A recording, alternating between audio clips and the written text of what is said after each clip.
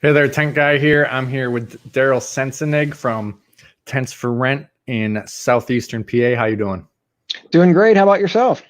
Good. You just trying to get through this. How are you doing during this time? Yeah, so we're obviously, I'm sure like everybody seeing a lot of cancellations. It just kind of keeps pushing out. First all of April canceled, and then a lot of May canceled, and now we're starting to see them into June. I have a couple big events in August that either have canceled or are talking about canceling. So it just kind of keeps pushing that out. Although we do have a nice amount of business from sort of the healthcare screening, essential businesses. Certainly hasn't replaced all our business by any means that we lost, but it's nice. It's given us something to do anyway. Right. Are the people in like May and June rescheduling, or are they just straight up canceling? So we kind of are tracking that. There's some of both, but by far the biggest group is canceling. Some of them are saying yes, maybe we'll be back at some point, but we're trying to lean people towards, hey, we'll be as flexible as we can. Any deposit you paid, applies, but still most people are canceling. Are you having to give back deposits because this is like a unforeseen kind of thing, or you trying to say, hey, reschedule, or you have a 5-year credit or something? So we, right from the beginning, we sat down and talked about this. We're a family business. My dad and I kind of, those level of decisions, we sit down together and we said, you know what, full refunds for everybody. Any events canceled because of this, anything relating to the virus gets a full refund. And to me, it costs us a lot of money now. I look at that bottom line of deposits we've refunded this year, and it's a lot of money. But to me, building that trust, it's just the right thing to do. Yeah, it's not something like it's not going to hold up in court if someone decides to take you anyways, because it's something that you just can't foresee. It's just an unexpected reason to cancel an event, and it's not in their control. Right, and fighting in court with our customers is just not the way we want to do things. Right. I do believe that this might be a seasonal thing because it is a version of the flu. So I am foreseeing for next year, maybe it coming back. I don't know what capacity. So we are adding stuff to our contract about you can't get the deposit back for canceling, but we're going to hold it and reschedule. That way, we weren't covered before, but now we're going to be covered. And you'll see that in the insurance industry too. There's going to be a whole bunch of contracts that are going to be like updated for, I'm sure that this could be a seasonal thing for a few years. Yeah, it's very possible. But yeah, I haven't had that many cancellations, mostly reschedules.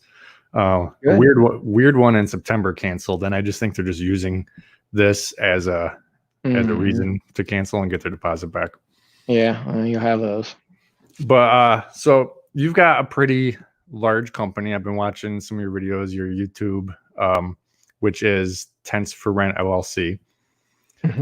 Big warehouse, lots of stuff. And your YouTube is kind of geared towards your customer, right?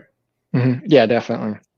So you have like videos that tell them about like what to expect on delivery and choosing a tent and stuff. And you put those on your website? Yeah, generally there's either a blog post or something like that we associate with those videos. We use those also in our email marketing campaign too, whether it's before they've ordered or after to kind of send them out, keep them updated. They know what to expect when we arrive. Just, I don't know that, that we earn a lot from it, but just to educate our customers as much as we can, both before they order and after, makes our lives easier, and people seem to appreciate it. No, I like that. I think that's a very good idea. Like there's things in every job that people got to know. And if I could just send them a video, like a quick video, your videos aren't that long explaining things, a quick video of what to expect when we deliver, that'd be cool. Like we want you to mark it out, have the area clear, and all that information.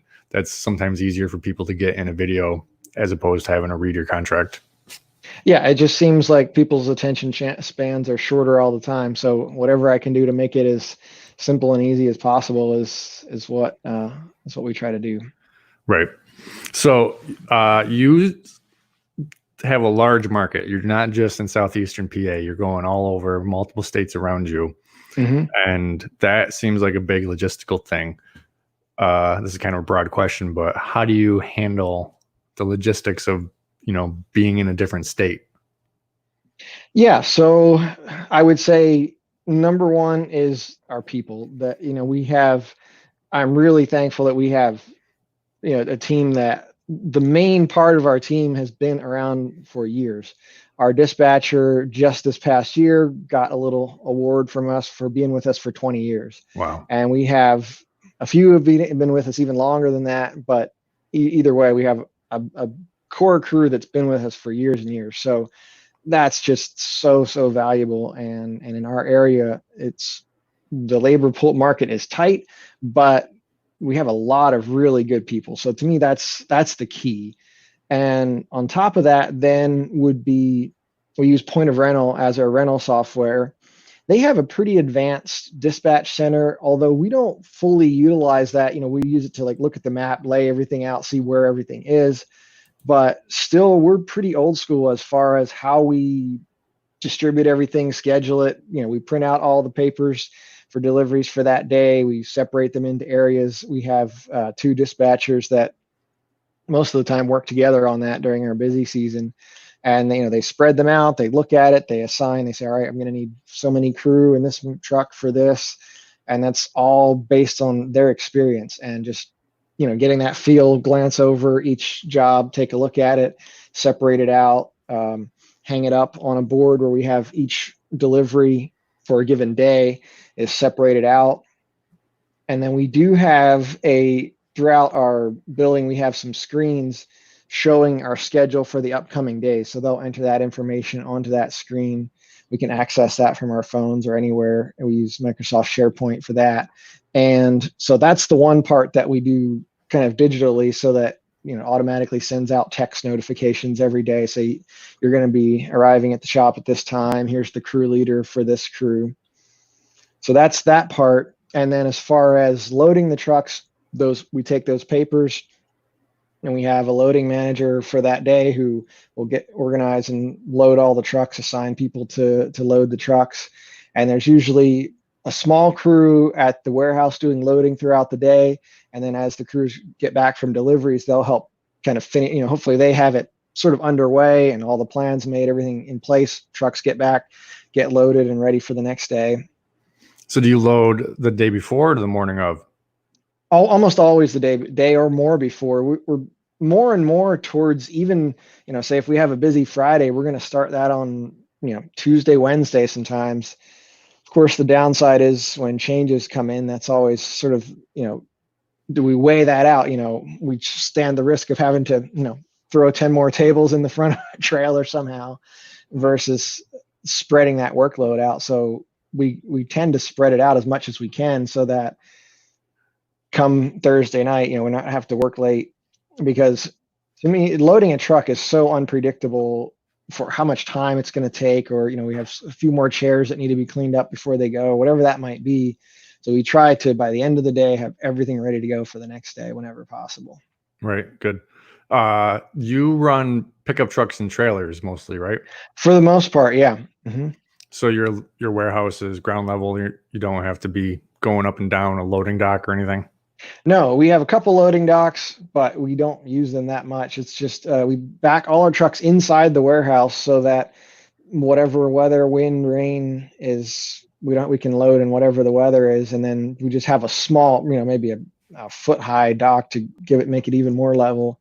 But we have the trailers with ramp doors, and while there's definitely negatives for that, the ease of just in and out is a huge plus. So that's really what we appreciate about the trailers. Right. There's negatives and positives to box truck versus trailer, and it all depends on your warehouse and just how you like working. I personally use box trucks because my warehouse is entirely loading dock level. So it's easy just to wheel things on and then get there. And then the downside is sometimes, the lift gate does take a little bit longer to operate than just using a ramp. Yeah, it's true. That's sort of what we look at. We have one box truck and one tractor trailer, but no one that box truck sits there unless we absolutely have to use it. Nobody wants to use it. Right.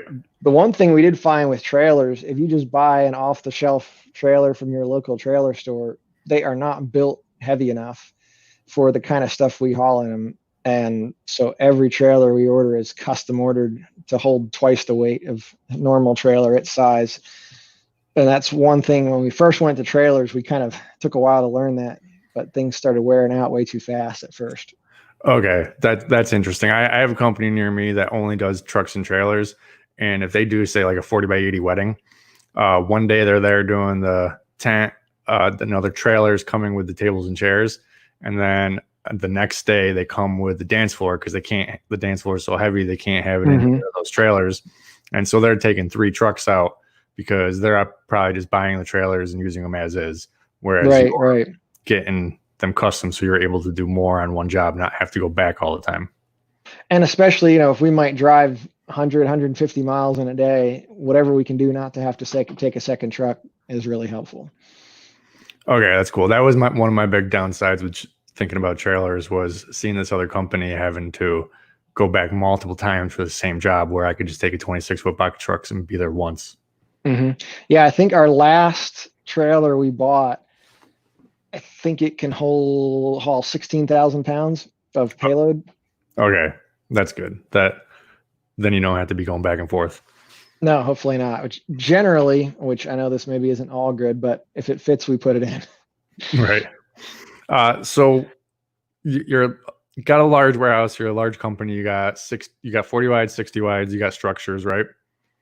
So no, really, we don't have any true structures. We go up to a 40 wide, like the anchor or Navi frame. We set it up like a structure with the arches, swinging up the arches. But we are a pole tent company. That's our preference, at least. I mean, we do frames when we have to, but we do up to 100 wide pole tents, but only up to 40 wides in the frame. It's almost a hybrid where, it has the cables and it is the gable ends, but it's a Navi. Okay, cool. And you do sailcloth tents too, right? Yeah, those have been really popular. We've really pushed into those. We now went up to, just this year, we bought 60 wide sailcloth. So now we have 20, 30, 40, and 60 wide. Well, it's not exactly, they're, odd feet because of the sailcloth, but we went into the whole range because we've really seen that be pretty popular. Right. We got a follow-up question to the trailer. Is it stronger shocks or is it in the frame? So both. Axles is actually one thing that the first trailer we ordered, well, we knew we needed to order it a little heavier. So we told them, okay, we want the axles to be stronger, but then you have to order tires that are heavy. I thought, so if we order heavy axles, they would put wheels and tires accordingly. No, you have to order frame heavy enough, the axles heavy enough, the wheels and tires heavy enough. So it's basically, you've got to tell them everything. And we've kind of learned that over time. We found a local trailer manufacturer that literally builds it 20 miles from us and just does a beautiful job for us. So we really, really like their trailers. Now they're probably about double the cost, if not a little bit more, of what what the same size would be in a kind of a standard trailer, if you will. But we've really liked them. Right. Randy, who lives down near Binghamton, asks if he's ever down that way. Do you give tours? Absolutely. We give tours different times. We've had the Matra spring training at our warehouse once. We used to have, when we first opened, we had 2 open houses, I think. But yeah, absolutely. We'd love to have you stop by, take a tour. And we toured, I don't know, literally dozens of warehouses before we built ours. And, a lot of the ideas, either they come from our crew. We had kind of a repository on our server, said, you have good ideas, put them here. And what do you want to implement? What do you want to see? Because it took years from the time we started planning till we actually built it because of some permitting issues. But during that time, we were taking input from our guys and touring warehouses all over the place. And so, these ideas, we're thankful to have them, and we're willing to, hopefully someone else can benefit from them too.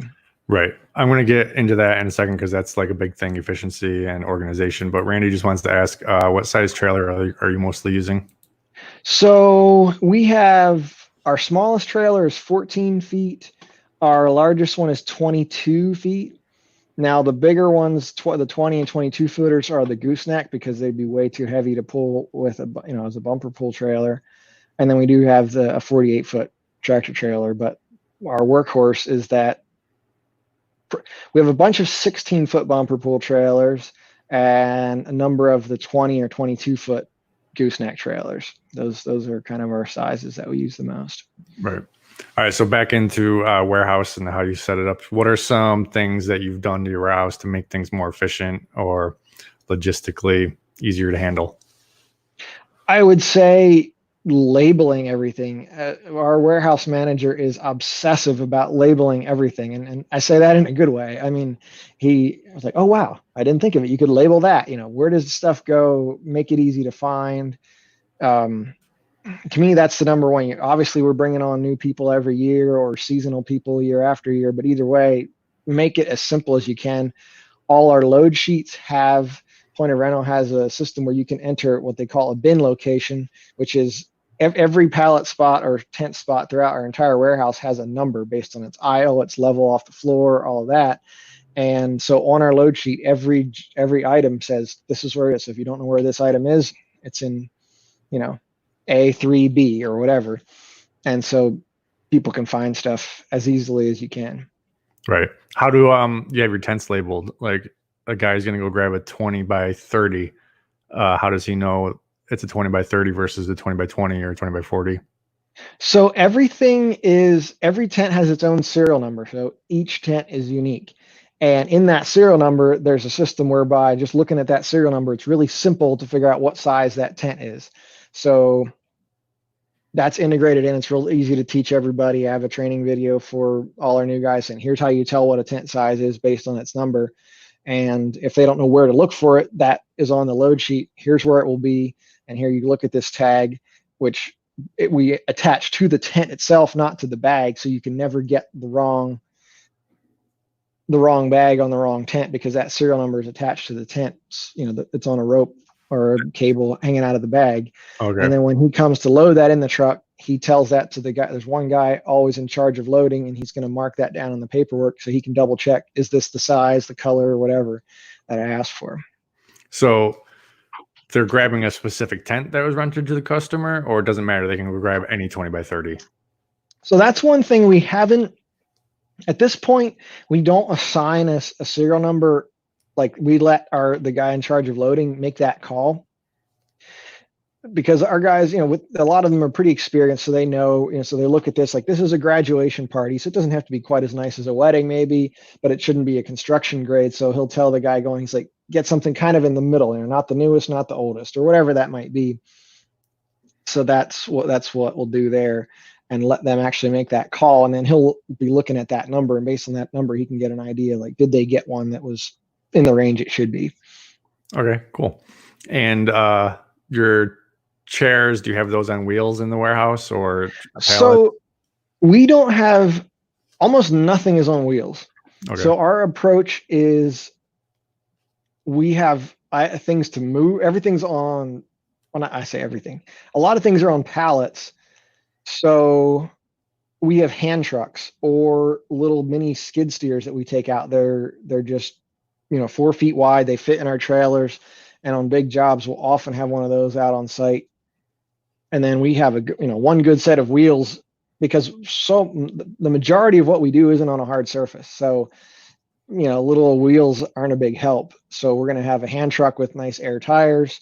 We have a couple of the electric carts for going up steep hills, that sort of thing too.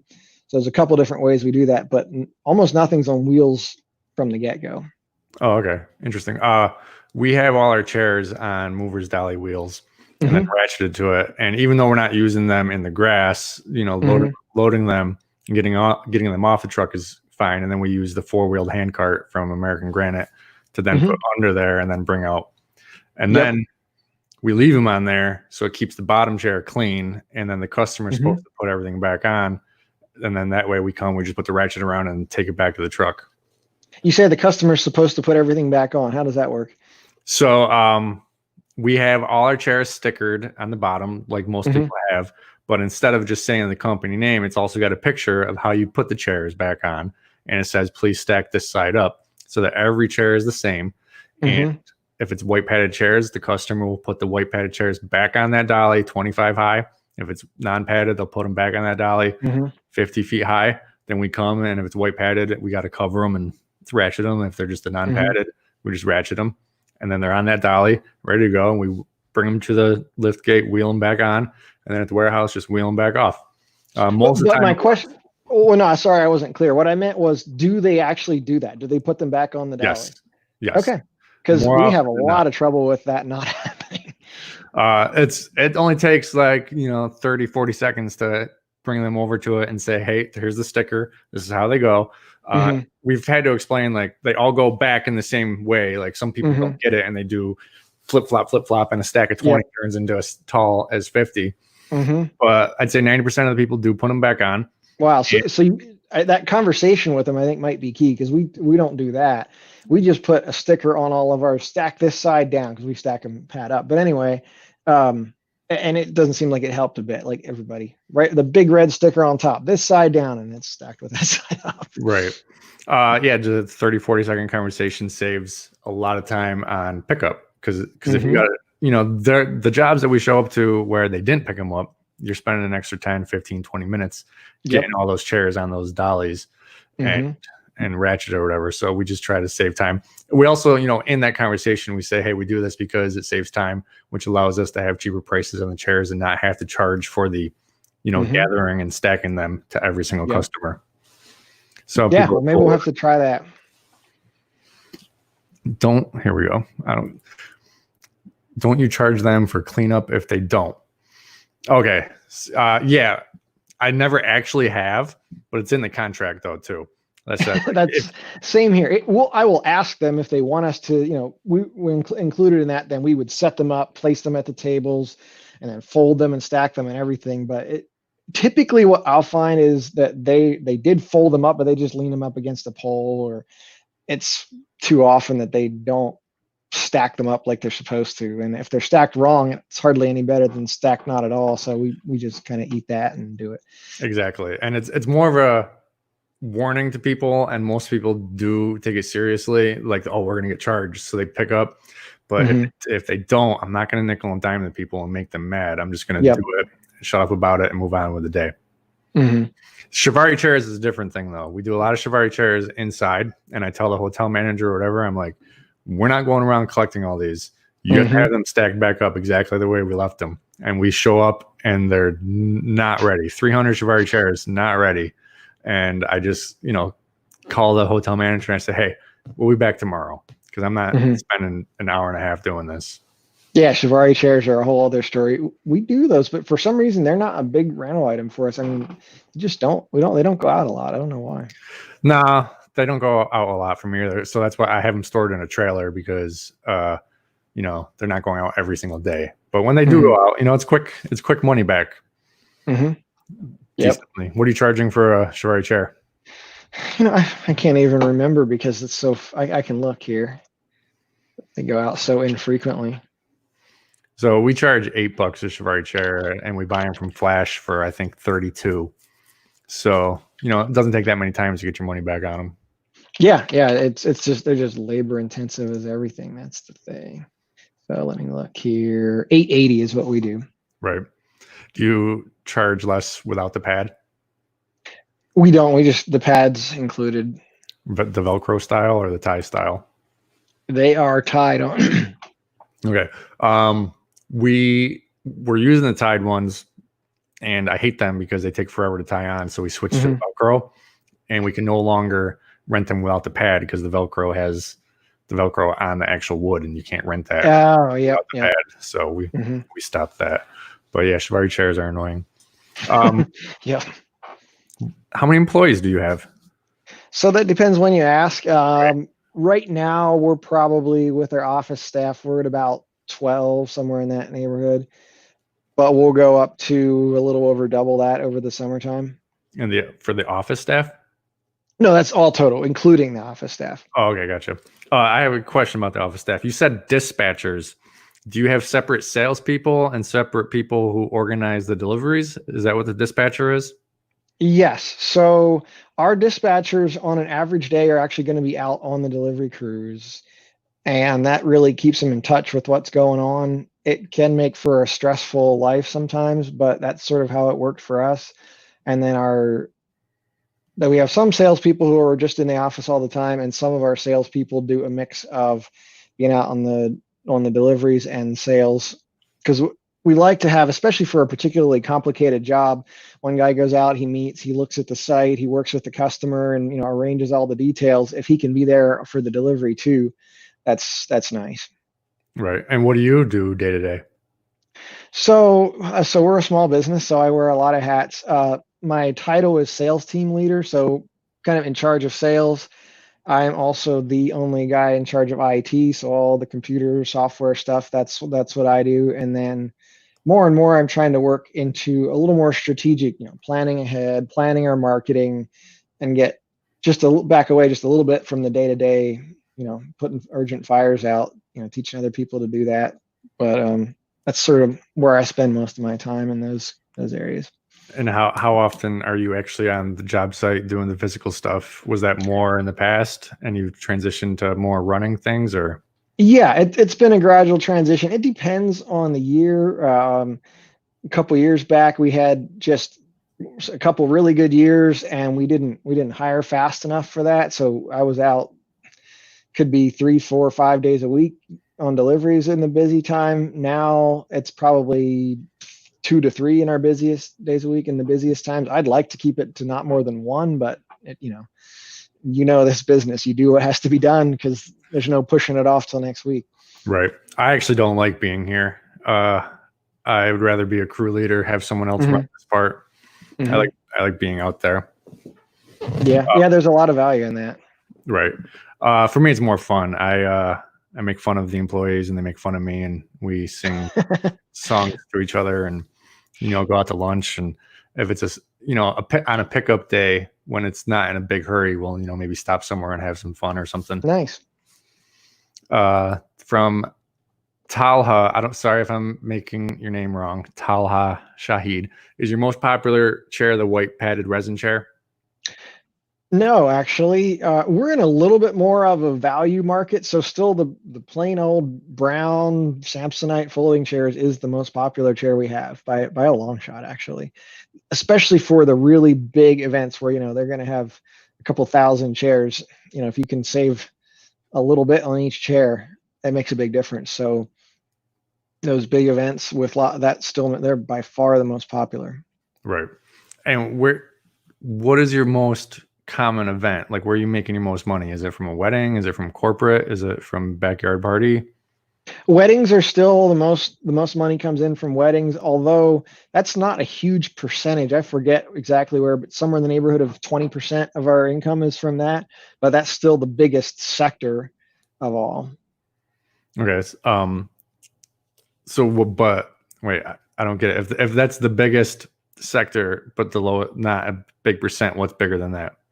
So nothing's bigger than that, but there's just so many other things that's just broken up small. We really have a broad appeal, like, over the wintertime construction projects, there's a big factory going up and everything's waiting on the concrete to cure in this one part of the building. So put up a tent for that. So there's just a lot of little niches that we serve that make our biggest sector still only 20%. There's nothing bigger than that, but there's just so many other types of events that we serve too, that's sort of how that works.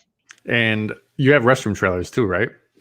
We don't own them. We have a local company literally a mile down the road from us that we partner with, and they do almost all our restroom trailers, and they are happy to do that. They give us a nice discount, and it's a really good partnership, and then we don't have to worry about any of that.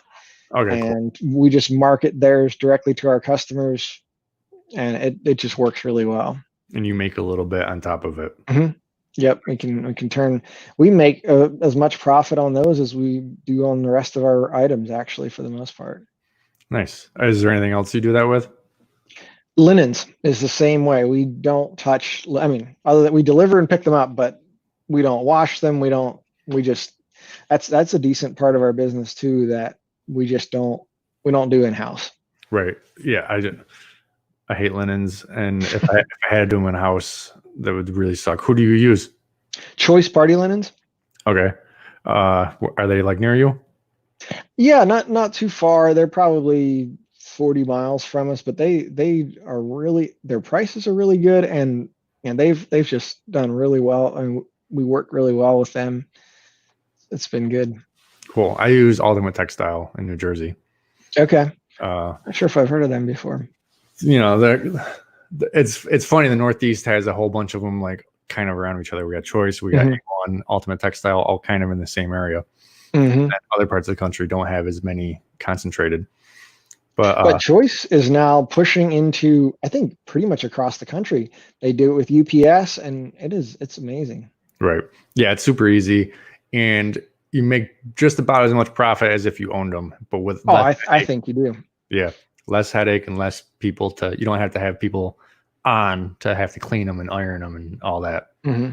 And especially because we're so seasonal, all that equipment, staff, whatever, scales, I let them worry about scaling up and down. For 6 months out of the year, we rent a dozen orders from them, and then the rest of the year it's a lot more. Right. Logistics on linens to help me out a little bit.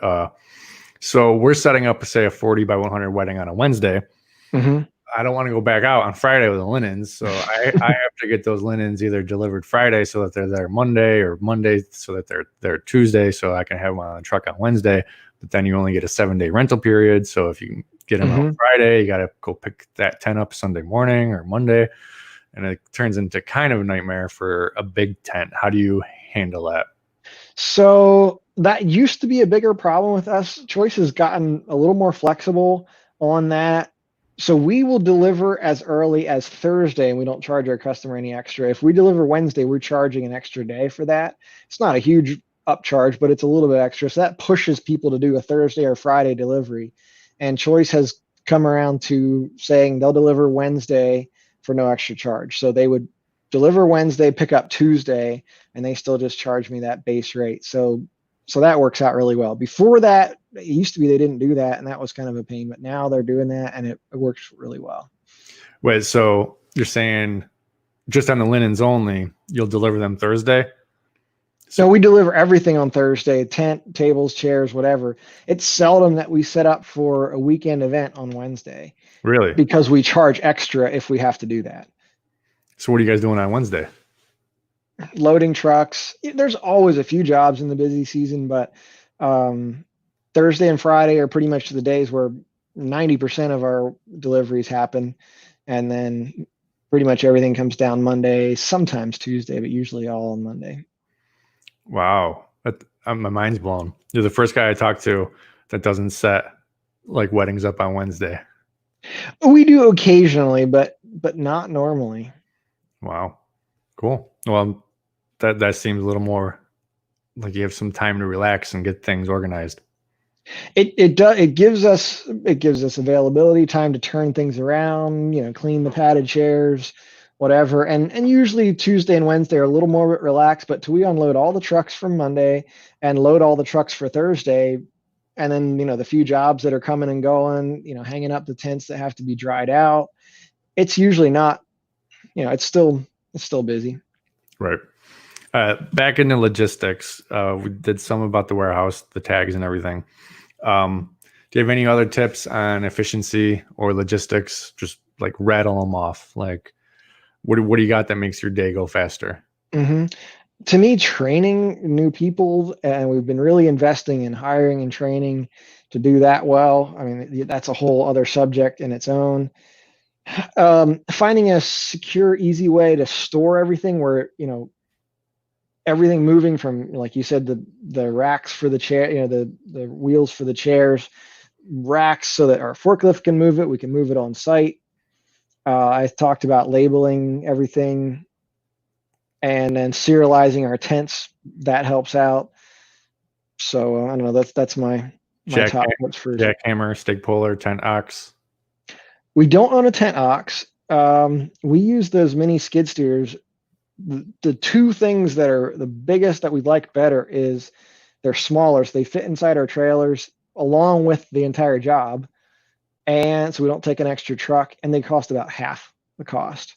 Right. So, and they're not quite as capable, but it is amazingly close what the lift capacity is of those machines that are half the size and half the price. It's Does it help awfully you close. put up the center pole?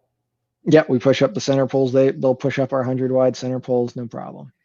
So the thing that I've heard versus the 10X is the 10X has an articulating body and pneumatic tires, and it doesn't tear up the lawn.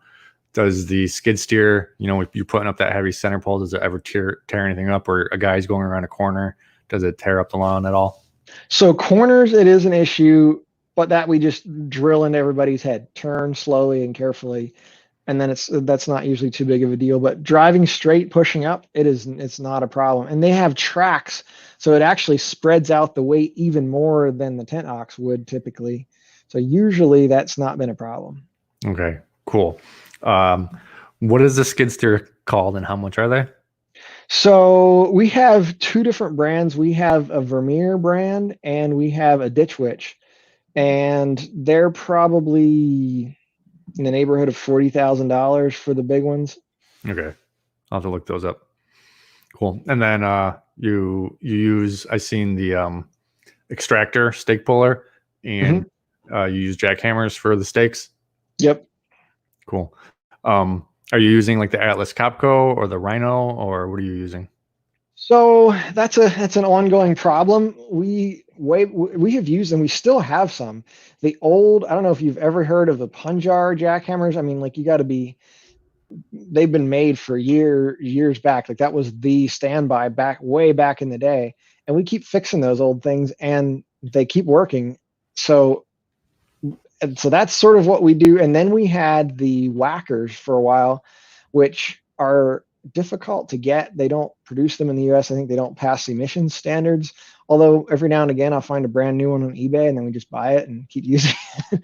We tried out the Rhinos, and they're super easy to use. They're nice, they're light, but we have not been able to get the life out of them. They just, if you're putting in hundreds of stakes a day, it is not, they're not holding up for us yet. I think the new ones are a little better, and then the other thing is we use jackhammers to drill a lot of holes in the asphalt, and there's not a good way I know of to do that with the Rhinos. So we have a couple of those, and we've been trying different brands and not found anything we really like real well. So the whackers, as long as we can keep them running, and we'll see where it goes from there. Right. Yeah, I've heard that about the Rhino. I've been thinking about getting one or two for like our 20 wides, because we use Atlas Copco jackhammer, and it's on a cart, and it's kind of like, a lot to move around sometimes, especially if you're just doing a 20 by 20 or 20 by 30. Right. Whereas the Rhino, you can just go do your 12 stakes real quick. Oh, it's beautiful for that. Yeah, and you're not doing a 40 wide with 60 some odd stakes, killing the thing. We'll use the Atlas Copco for that. So I've been thinking about getting a few. And I have the extractor too. I looked at the Green Monster. I looked at a few others, and I just liked that the extractor had the hose on it, and it was easier to move around than the Green nice. Monster. You like the extractor? Yeah, as good as we can. It's a trade-off. Years back, we were actually a dealer. Well, both for the extractor and for another one, which actually Pete McVeigh has the rights to and is still working it. It weighs about a third of what the extractor does. It's an all-in-one machine. It's beautiful, but the problem was it wasn't strong enough for just heavy use all the time. It was breaking all the time. It was designed to be light and easy, and we loved it, but it still needs some work. And I think Pete is coming around. I saw that he had one at the ARA show, just kind of a demo. So there's still work on it. That's the one we want, but so far we haven't gotten that one back. But the extractor is sort of what we're using until something comes around from him. Maybe. I'll have to check that out. Keep an eye out on his page. For day to day, like a 20 wide or a quick 30 wide, we'll just use a jack jaw if the mechanical one to pull out stakes. Yeah, we have one of those in every truck. When something breaks and you don't feel like carrying it all the way around the back of the house or whatever. Right. Cool. Do you do dishes? Nope. Anything that touches food, we don't do. Oh, We really? won't even sub rent it. It's, we'll refer to somebody else, but we tried it a few times, and just trying to have a truck full of steaks and machines and poles and have dishes in that same truck just didn't work well. Gotcha. So nothing that touches food. So that would include like no ovens or grills or fridges. Right. Okay, cool. That makes it easy. Less things to clean because every time a grill comes back, we got to power wash it. Yeah, I'm glad we don't have to do that. Right. Um, I asked you this earlier, and some people might be wondering it because you look young. How old are you? So I'm 36. Right. Okay. Been in the family business since as long as I can remember. My dad would take me out to help set up tents, after school or whatever. So, and doing this job has been my dream for as long as I can remember. So living the dream. So it's a family business. Are you a part owner? Your dad owned? Did you end up buying it? Did it get passed down to you? So we're actually in that transition right now. We're just started that about a year and a half ago. We're sort of gradually making that transition. Okay, cool. Um, let's see what. So you do sailcloth tents. Well, I mentioned that earlier. Is that big around your area, or is that one of the things that you're having to drive around to multiple states for? Both, I would say. I don't know that it's, more here than there. Obviously, more affluent areas, people spend more money, and we charge a decent amount more for it because they don't last as long. They're more work to set up, especially the life of them. We were actually amazed at how much shorter the life. We try to take really good care of our tents, put down a drop cloth, wash them, keep them looking good. But it was not long at all until our oldest one, which is I think about 4 years old. We're trying not to set it up unless we have to. Mm. And it wasn't even the first year we had it. It didn't go out much. So it's not been up a lot of times, and it's really borderline as to whether it can go out anymore. Mm. So yeah, we tried sailcloth tents. I got a 30 by 62 one piece Mm-hmm. just to test it out. And basically what was happening was people were like, why am I going to spend 3 times as much for that when I could just get a regular 30 by 60? Mm-hmm. My market just wasn't ripe for it. So we ended up selling it off, and we don't get that many phone calls for them, Mm-hmm. just a few a year. So it's one of those items where it's like not worth me buying. I'll just send that off to someone. Mm-hmm. Yeah. So you say about 3 times is what you were charging? Yeah. So my normal 30 by 60 was at that time 600, and we were charging 1800 for it. Mm-hmm. Yeah, I think we're only in the neighborhood of 50% more. So maybe that's not enough. We've been, saying since it's shorter life than we expected, are we charging enough? But the first year my dad said, "Hey, I want to get a sailcloth tent. This is the rage." And I'm like, "Nah, this is a fad. It's going to go away. Forget it." And he's like, "I want one." I'm like, "Okay, sure, buy one." And then the first year it went up like 3 times all season. I'm like, "See, I told you so." I didn't say it, but I thought it at least. Right. And the next year it went crazy. And so, I'm like, okay, we're in. And so this year we really went all out, got all the sizes you can buy pretty much. And Cool. Speaking of not lasting that long, do you have a clear vinyl for some of your Keter tracks? a little bit, but that's something we don't get a lot of requests for. And usually the people who do request it, once they see the price, they change their mind. Right. So, Like, yeah, never mind. We get that a lot with flooring. People think they want a whole floor into the tent, and then we send a quote and they're like $8,000 for a floor. Never mind. that's more than the price of the tent. How can you charge more than for the floor than the tent? Exactly. Because it's going to take a full day to put it up. Yeah, it's work. What kind of floor do you have? Oh, so I don't. You don't have it. If I was going to do it, I'd get it from my friend out in Rochester and go off of his prices and make 10, 15 cents a panel or whatever. He's got a whole bunch of different floor, like DuraTrack, or they're all like 4x4 sections. They're gray and plastic or whatever. It is really cool, but you have to evaluate your market. And is it worth owning 20,000 square feet of floor? Only go out once a year? Is it worth owning tons of, clear vinyl for your market? If it's not, then, put that into 40 wides or white padded chairs or whatever. Yeah, for flooring, it goes out more than that. We have the Event Deck Ultra Deck, which is just like an inch thick, so it's a little marginal on grass, whether it's okay, it's a little soft and spongy, or we have a little bit of the DuraTrack. And it goes out a couple times a year each. It's paid for, and Right. It's easy to store. You can store it up yeah, high or out of the way. yep. Yeah. For me, it's a no brainer not to get it because everyone says no. So, Hmm. but we got a question. I don't know. I don't know what to think about it. I haven't heard anything. But what do you guys think about industry consolidation that's happening regionally now by private equity firms? So I'm assuming there's some private equity buying up a whole bunch of tent companies. I have heard a little bit. I don't know much about it, but to me, it looks the same as, when you see that happening, it's a bunch of guys looking to make a bunch of quick money, whether it's the company the owner selling, or those people they're gonna. And we're in a very special industry, and for that to, I don't know, I have a hard time seeing that it's going to succeed. Obviously, they bring in a bunch of business experience, which our industry tends to be short on, because you know entrepreneurs starting up, and they're into the industry and not into the business as much, is what I sort of tend to see. And so, from that perspective, it's good, but for the most part, I don't know. I don't think it's good for the company. I feel for me to go out and bid against a company where it's owned by somebody who's just trying to get all the money out of it that is possible.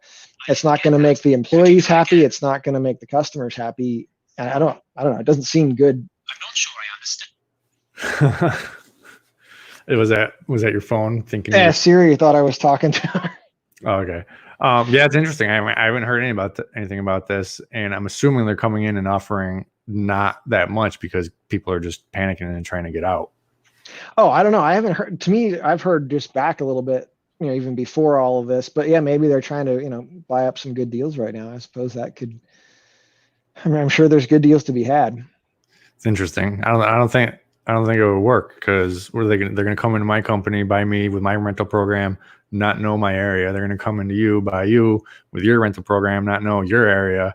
It's just not like a thing you come into. It's not like coming in and buying a McDonald's and everything's Right. the same. And other than your YouTube channel, there's just not even that much info out there about running this type of a business, because it's sort of a small. I don't think I think there was that one other one I saw, but there's just not that much out there about, sort of running the business side of it. So I think that's really neat. Right. I like what you said. I'm gonna make a video on this. Thank you. You got into this because you were in the industry and not into the business, which is interesting because like some people start a tent company because they were working for a rental company, Mm-hmm. so they know how to do that side, but they don't know anything about business. Mm-hmm. So if that's the case, then they should be taking some online courses or reading some books about business.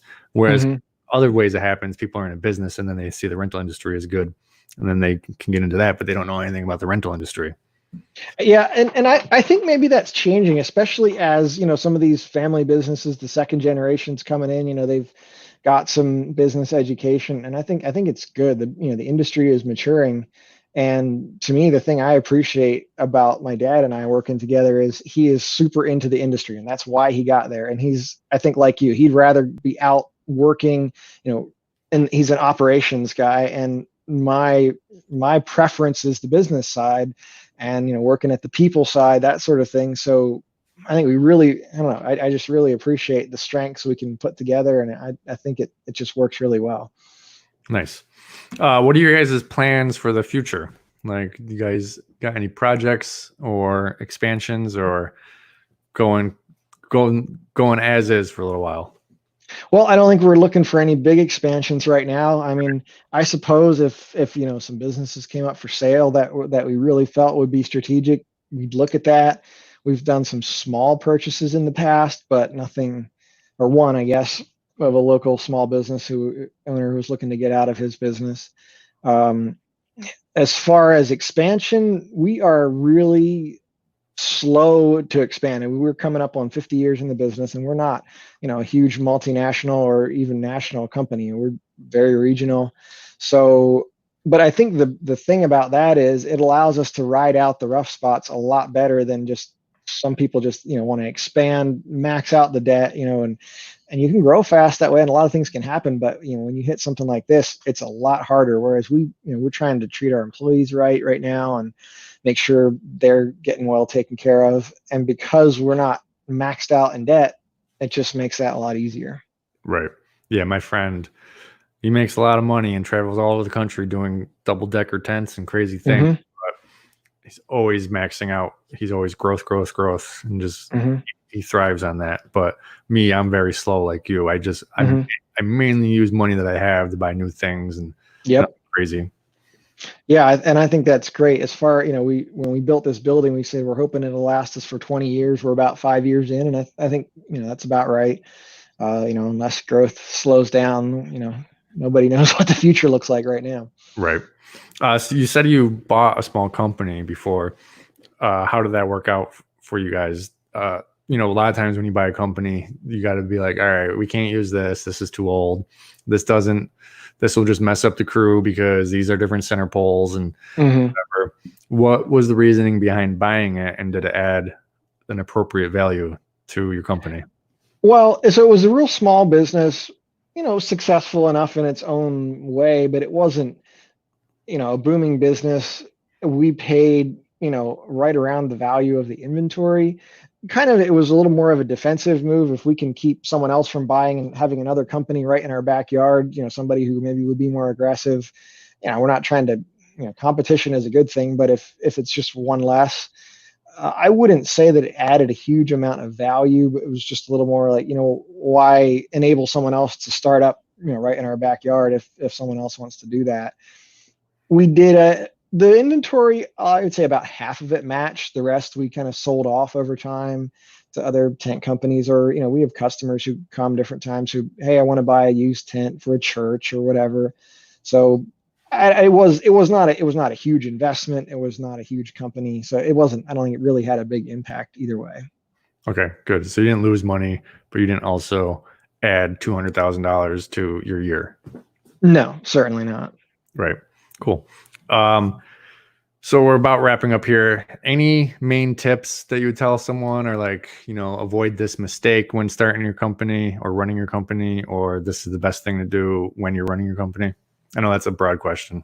To give a little thought to that, I would say just to be able, there's a lot of different business philosophies, but if you, make doing the right thing, make serving your customer come first before fast growth, more income, building that reputation and integrity, make that more important than your business, the business growth will follow. To me, that's what we've really been working toward over the last number of years, making sure we're doing the right thing all the time. And I feel like that is valuable at any stage of your business, just to, you can get caught up in growth or caught up in buying or all those other things. But if you take care of the people portion, whether that's your staff or your customers, everything else tends to fit into place. Right. And that's not actually hard. Like you said, do the right thing. So be nice to the customer, get them things fastly or quickly. When you're on the site and that looks crooked, just fix it. If it's dirty, just clean it. Do all the right things, and it's easy. It's not actually a lot of extra work. No, and we all know what we want, the golden rule, if you just treat other people the way you'd want to be treated, put yourself in your customers or your employees' shoes, you know what to do, but just to, discipline yourself to do that is the tough part. Right. And what is one big mistake that happened that you learned a lesson from, and you're like, well, we're going to change that?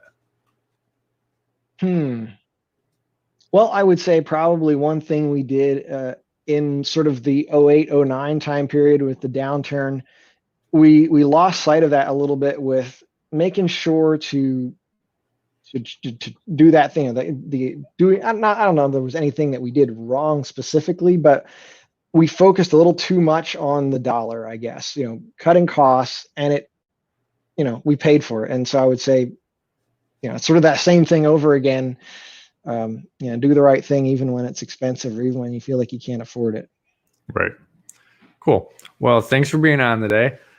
And do you want to send anyone to your Instagram or your YouTube or anything? I would say probably most of what you would see is on our website. I'm kind of excited to hear what IFAI is working on. They have a plan they're putting together on how to take care of all these tents that come back from virus testing or that may have been exposed to the virus. So they're putting a little study together. I'm curious what they're going to say about that.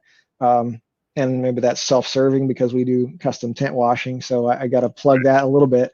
But hopefully they're not going to say that you got to wash every single tent in detail, or, what my thinking is probably just giving it time for the virus to die. Just don't touch it for a while. But Yeah, me too. If in any way you have to need some washing done, why we do a lot of custom washing for other tent companies, competitors, whatever. So we're more than happy to help you out with that. But our website is tentsforrent.net. So got a blog on there. Most of our videos are on there. So, take a look around there and feel free to use the ideas. Right. And people don't need to just drive it to your location. They can ship a tent to you and you'll wash it, right? Yep, we can ship it, or we do pickup and delivery. So however you want to do that. Make people feel good real quick if they ship you a tent. How do you keep track of their tent versus the other person's tent? Yep, because we manage a lot of different tents. So we store them. We have a lot of pallet racking in our warehouse. So we separate them by customer, and we're going to track that all the way through. With few exceptions, it's going to be just your tents in the washer at one time, and we're going to work through all your tents, so they're together when they're hanging up to dry, when they're being washed, when they're stored, both before and after being washed. And we have paperwork that follows that as well, so that when you show up, where's my tent? It's in this spot. Kind of that similar idea to what we would do with our tents for storage. Right. So your tent's going to be your tent, and it's going to most likely end up in the same bag that it was delivered in. Mm-hmm. Okay, good. All right. Well, thank you for being on, and everyone go check out. And if you need any tent washing done, Daryl can handle it.